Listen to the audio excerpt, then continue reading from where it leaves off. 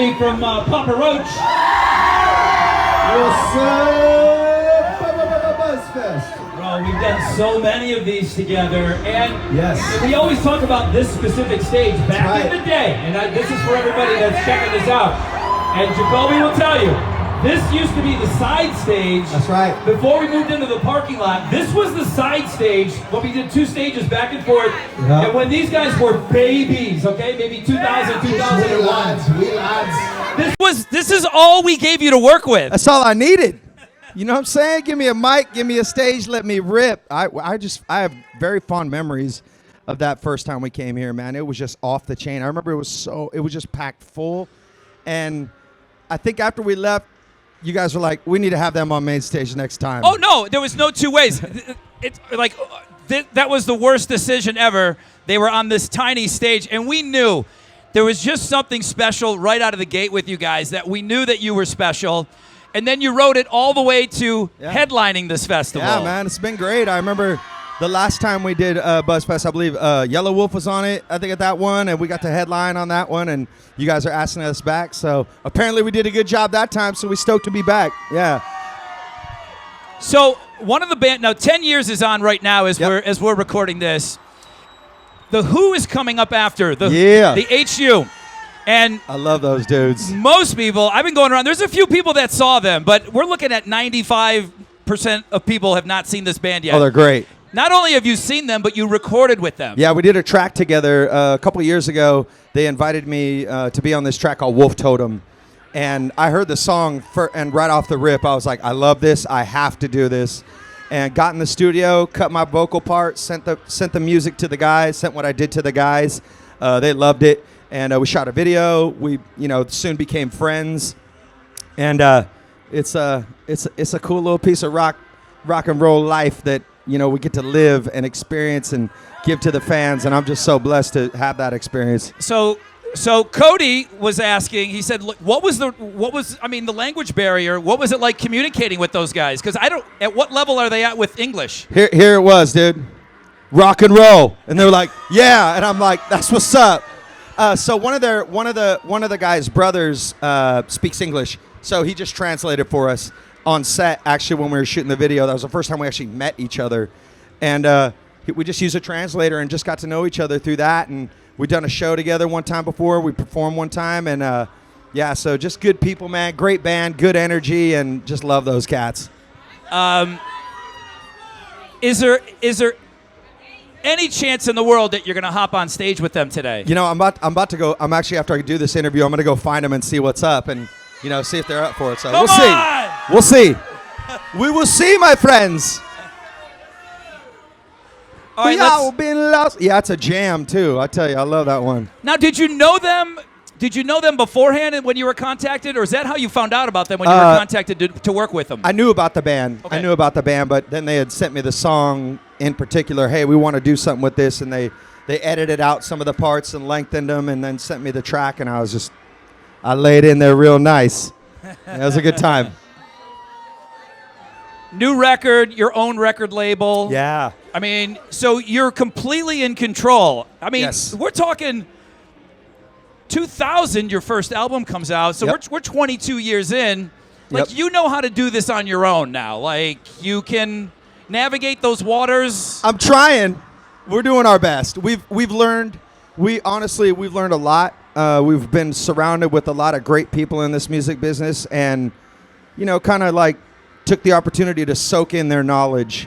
And now that where we're at in our career, and we got a dedicated fan base, a lot of great loyal fans, and thank you. We love you guys. But it's like we figured, let's go see if we can do this on our own terms this time around. And so we took meetings and decided, you know what, the best decision for us is to try this on our own. And so far, it's working out really well. It's going really great for us. We had, with Kill the Noise, we've had a ton of success with that. The album is out. People are picking it up. People are loving it. And I feel there's something really special about this one because we've had a lot of different eras creatively. And this album is like there's something for each era of fan of Papa Roach. And so it's super modern, but then it's got some of that old school banger flair to it. So I think we nailed it on this one. Yeah, it's everywhere. So go listen to it, pick it up, just come to the rock show. That's what we want people to do, really. So speaking of different eras of the band, we said this a lot on the radio. You know, during the pandemic, I don't want to get into that shit, but what I do want to talk about is you guys, you took that time, and I know like some people look at social media as a necessary evil, and I really get the feeling you guys took it to the next level, and you really had fun with it. Oh, yeah. And you really do look like you're having a great time. Absolutely. Your social media presence just kicked into a next level during that downtime. We got one right now that's hilarious. We were like, yo, what's up? We're Papa Roach, and this is Papa's Roast. Now roast us. And so people are roasting us on TikTok, and it's like, it's brutal. I'm about to duet a couple that are just like so good. It's like, oh, God, ow. Oh, but am I right? Am I right in saying good. that you enjoy it? Yeah, man. I mean, you look like you're having a great time doing the carpool karaoke, doing all of that stuff. Absolutely. You know, in the beginning of it, I was like, there's no way I'm getting on that platform. No way in hell. And then we did this collaboration with this young cat named Jairus Johnson. He did like a revamp of Last Resort. And he was talking to me, and he's like, dude, it's like, you just look at it like it's a stage. How are you going to approach the stage? And I was like, all right, well, let's have fun with it. So we wanted to bring like a comedic edge to that element of what we do, because I think for us, it's like we really take the music seriously. We love getting on stage. We take that seriously, but we also have fun, you know, and I guess when you're I think playing that's double characters and some of the it's videos like, and stuff. It's there's so much fun. There's a lighthearted side to who we are as human beings that we like to express through that kind of social media stuff. And we know it's a great opportunity to just get in front of people, grab people's attention real quick, because it's a loud world, right? And it's like, how do we grab you? How do we draw you in? And sometimes comedy, you know, just making somebody laugh does a trick. Have you ever thought, I mean, you seem very, very comfortable in front of the camera, and I know these are videos and TikTok and stuff, but I mean, we just had Gavin up here, and Gavin's done some acting. Have you ever thought about that? I mean, have you ever thought about, doing Actually, some... Yeah, I did a part in this horror film that's coming out later this year. It's called Retaliators. We got a song, The Ending, that's on the soundtrack. Actually, The Who is in the film as well. And so that's bitchin'. Now, are you playing yourself in the movie? No, I play a character. I play a deplorable. This guy's just a terrible, disgusting human being. He's a murderer. And, yeah, I had a really good time kind of like just being a sick bastard, you know? You like it? I mean... Yeah, I absolutely had a great time. I feel like life begins when I get outside of my comfort zone, and getting in front of camera, acting was like definitely way out of my comfort zone. And I saw what Gavin did. He was in just a flick pretty recently.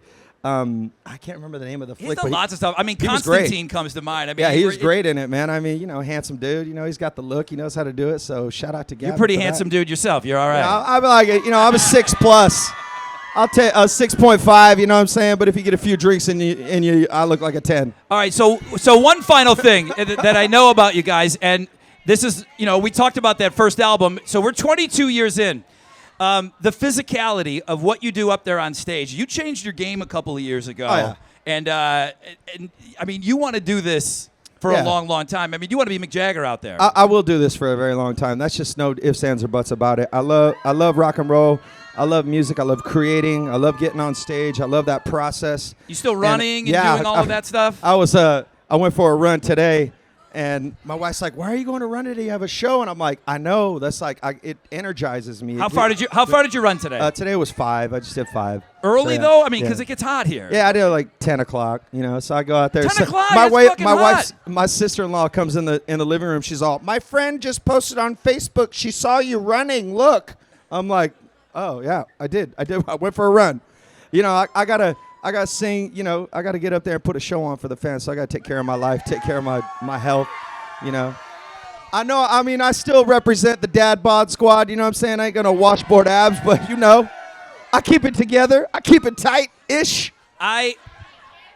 Listen, you know what I'm saying? I've seen the guys because they've been here. This might be their 12th Buzzfest. I lost count. But I've seen so many shows, and the fact that you still bring that energy. Oh, yeah. And I'll tell one more quick story. I was backstage one time. This dude was as sick as anybody could be. This is long before the pandemic or anything. Running 104. Yep, I mean, remember this. He's barfing. He's barfing. Shit's coming out of him. Yeah, it's like this. It's I'm like talking both. 5 minutes. 5 minutes before he goes on the stage, and I'm thinking, there's no way Papa Roach is not going to play. I'm like, there's no way. And I knew how. And I don't know if you remember that. You were sick as a dog here. Yeah, I was. And He gets up on stage, and you can't tell at all. This is an animal. This is a performer right here. Yeah. He flips a switch, and that's it, man. He goes to another place. What you didn't see was I was like hooked up to like 4 IVs Yeah. like an hour earlier, just like, all right, hit me with it. Hit me with that good stuff, that saline solution. And yeah, I was sick as a dog. And I think the only reason we've ever canceled shows is because I had to get a vocal surgery. Every other time, it's like, don't matter how sick I am, I'm like, I'm going to get on that stage and just sweat this bitch out. You know, can't wait. Let's go. They're So sick, y'all. It's sick. They're closing things out here tonight. Woo! Give it up for Jacoby and Papa Roach, man. Hey, One of much our love. favorites. Appreciate y'all, for real. Thank Love you guys. Houston. Thank you guys for coming to Buzzfest, man. 94.5 The Buzz, baby. That's right.